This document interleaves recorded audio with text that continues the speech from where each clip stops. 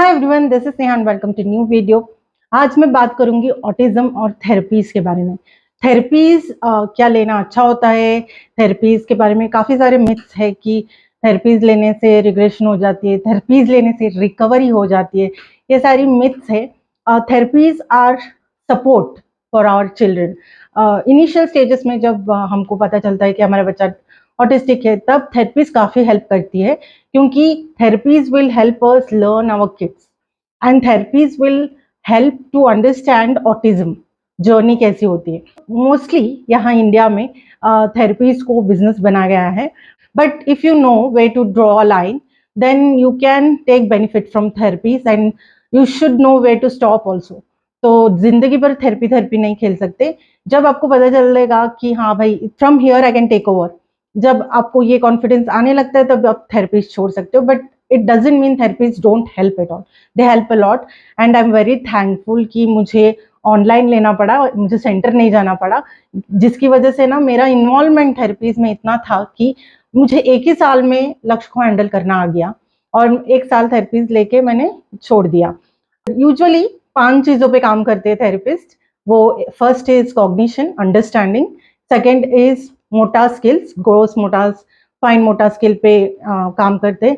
Third is sensory issue हो, जिसकी वजह से बिहेवियरल इशू आ रही है, स्लीप इशू आ रही है, उसकी वजह से सेंसरी पे काम करते हैं। एंड फोर्थ इज लैंग्वेज, जहाँ पे स्पीच डिले होता है, स्पीच थेरेपी करते हैं।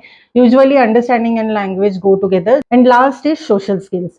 आपको तो पता ही होगा कि हमारे बच्चे सोशली एंगेजिंग नहीं होते हैं, तो कुछ बिहेवियरल थेरेपिस्ट है जो इस पे काम करते हैं, बट और else you can also at home work on those things. तो ये सब जानकारी मुझे ना थेरेपी में इन्वॉल्वमेंट होने की वजह से ही मालूम पड़ा। 2021 में मैंने अक्टूबर में लक्ष्य का थेरेपी स्टार्ट किया। तब मुझे ऑटिज्म का कुछ नहीं पता था, इन 5 चीज़ों के बारे में भी कुछ नहीं पता था। बट अब अगर मुझे आप पूछोगे तो मैं बोलूँगी कि लक्ष्य की अंडरस्टैंडिंग काफ़ी बढ़ गई है, जिसकी वजह से उसकी लैंग्वेज और स्पीच भी इम्प्रूव हो रही है। पहले वो 1 वर्ड कम्युनिकेशन पे था, अभी he is around like 3 to 4 words communication पे है। बट अभी भी वो कॉन्वर्जेशनल स्पीच नहीं आई है। मतलब जब मैं पूछूँ लक्ष्य कैसे हो, तो वो नहीं बताएगा कि आई एम गुड, बट वो बात करने की कोशिश कर रहा है। एंड उसकी सेंसरी उतनी नहीं थी, बट स्टिमिंग लेता है, वो बाउंसी बॉल पे जंप करता है या स्पिनिंग करता है, इधर से उधर चलता है। तो ये सेंसरी इशू उसकी थोड़ी थी, बट बिहेवियरल बहुत थी, अटेंशन सीकिंग बहुत थी। अभी वो कम हो गया है एंड सोशली ही इज थोड़ा एंगेजिंग, नॉट बहुत। जिनको जानता पहचानता है उनके साथ एंगेज हो जाता है, but otherwise socially he's not that engaging. And when it comes to gross motor and fine motor, he's okay.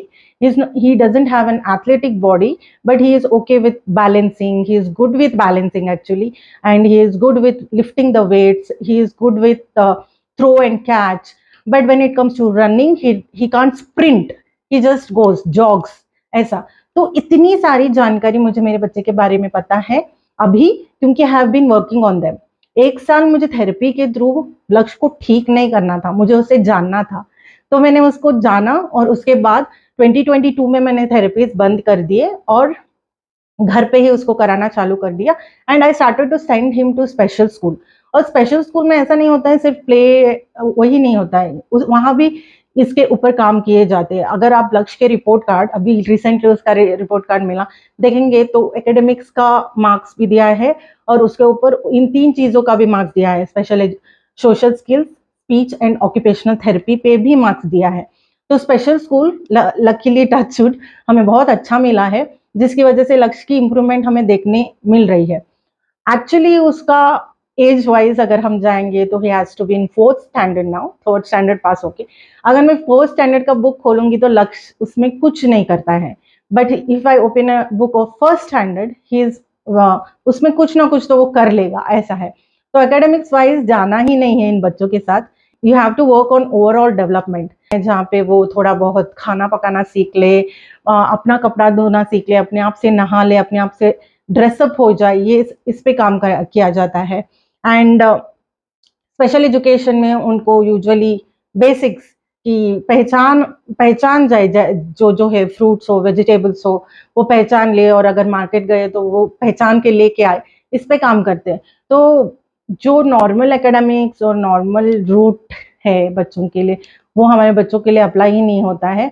तो इन 5 चीज़ों पे काम करते करते ही जाना है। और आपको लग सकता है कि भाई कितना कितना काम करें, मुझे भी लगता है, मैं नहीं बोलती हूँ कि हाँ भाई I am always this positive about these things. आज रिसेंटली ही जब उसका छुट्टी शुरू हुआ and I was making his visual schedule again, तो तभी आई वाज लाइक यार कब तक करना है, ऐसा लगता है। क्योंकि उसको एक रूटीन नहीं है तो he will be like all the time using the screen और इधर उधर घूमता रहेगा। तो रूटीन सेट करने के बाद अभी जब मैं वीडियो बना रही हूँ, I have on visual schedule पे है फ्री टाइम, वो फ्री प्ले कर रहे हैं, मैं यहाँ वीडियो बना रही हूँ। तो ये इसको प्रैक्टिस करना पड़ेगा, ये आदत बनाना पड़ता है, जैसे कि एक्सरसाइज करना आदत बनाना पड़ता है, वैसे ही इन बच्चों को एक रूटीन में ढालना, इन उस रूटीन में रखना हमको आदत बनाना पड़ता है, प्रैक्टिस से ही होगा। अभी लाइक 2023 से 2024 तक मैंने प्रैक्टिस किया है, उससे पहले भी जब थेरेपीज ले रहे थे तभी भी प्रैक्टिस कंटिन्यू था। और पेरेंट्स इन्वॉल्वमेंट होना बहुत ज़रूरी होता है थेरेपीज में।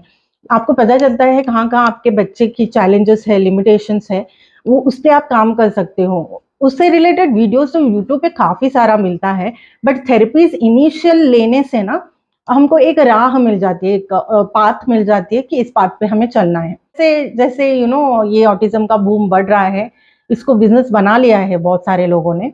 एंड मदद करना और मदद को स्ट्रेच करना में बहुत डिफरेंस होता है।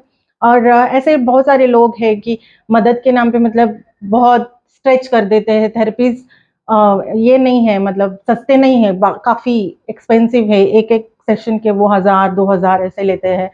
And just imagine if we are taking 2 therapies per day and for a year, कितना इन्वेस्टमेंट हो जाएगा। तो वैसे तो फ्री का जो है वो मिलता ही रहता है यूट्यूब पे, but still people want guidance, right. तो थेरेपीज हेल्प करती है, बट यू शुड नो कि आपके बच्चे के बारे में आपको अगर पता है तो कोई आपको फूल नहीं कर सकेगा। तो इसकी वजह से you have to know your child, you have to read your child, literally you have to read your child. मुझे लक्ष्य का हर एक्सप्रेशन मालूम है, लक्ष्य को क्या चाहिए, उनके पापा को उतना नहीं होता है, but I literally know what he wants, what he is up to now, ऐसे। तो उनके पापा भी ऐसे पूछे अब क्या करने वाले हैं, तो I will be like he is doing this, so chill.